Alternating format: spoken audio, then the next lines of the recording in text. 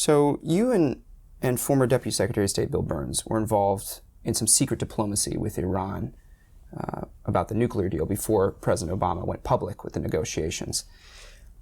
You guys were running off to Oman and meeting in secret. That's some 007 James Bond stuff. Was that a rush? It was pretty exciting. It really was. I mean, we had to concoct cover stories for where we were, because we were keeping it even from some of our close colleagues. We'd fly on planes that were unmarked, land at an airfield in Oman, and be whisked off to a private location. So the whole ambiance of the thing had a kind of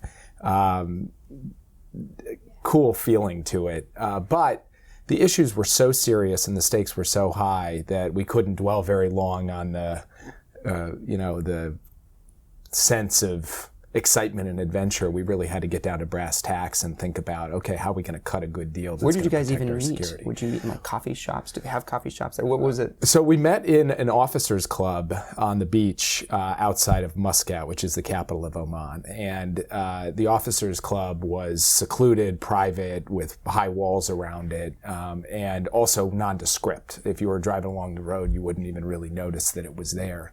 And that was the home base for the entire duration of the negotiations, which began in June of 2012 and culminated in the interim deal in November of 2013. So almost a year and a half. And how secret was secret? Like, were there were two of you involved, or a few of you, or who knew? There were the two of us leading the delegation, and we had a team of experts with us, people who understood nuclear physics, people who understood the sanctions architecture.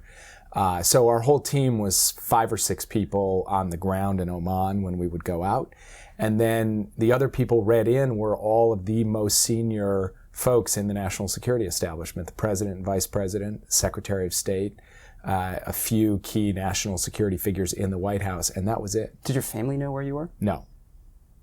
In fact, at the time, so my parents, siblings didn't know at all. Your mother didn't know where you were? Had no idea. And in fact, I called her the night that the interim deal was announced from Geneva. And I told her that the deal was going to come out, and also it would be reported that this is what I had been doing for the last year and a half, which to that point was not known to the press, which surprised her quite a bit. I was also dating a woman at the time who's since become my wife, who didn't know what I was doing. And given her views on the Iran deal at the time, I'm not sure she would have entirely approved.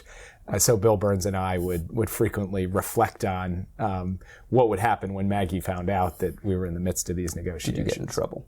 I didn't in the end. She was proud of what we accomplished. So, but there's some people who might, I feel like family's forever, so you can always forgive somebody for being secret. But people like cabinet secretaries, Congress, the Israelis, the Saudis, I feel like they might have gotten a little angry. They were angry when it was revealed that these negotiations were going on. Did you have to make any of those phone calls? I was part of the briefing team that sat down with the Israeli National Security Advisor right after the deal was done to walk through what we had agreed. What kind of a conversation was that like? They made it known to us that they were displeased that we had not been more forthcoming about what we had been doing. They also had concerns about some of the terms of the deal as well. And, this is something we took very seriously when we thought through the advantages and drawbacks of keeping this in such a closed circle and maintaining such secrecy around it. We knew that not talking to our close friends and partners about it would cause some issues in our relationship, but we had to balance that against the need for this to be a discrete channel to give us any real shot of actually producing a result. And I regret the fact that we weren't able to widen the circle to bring in more people, which we all want to operate in as transparent and forthcoming a manner as possible. But this was the only way to get it done. And I think at the end of the day, our friends understood that.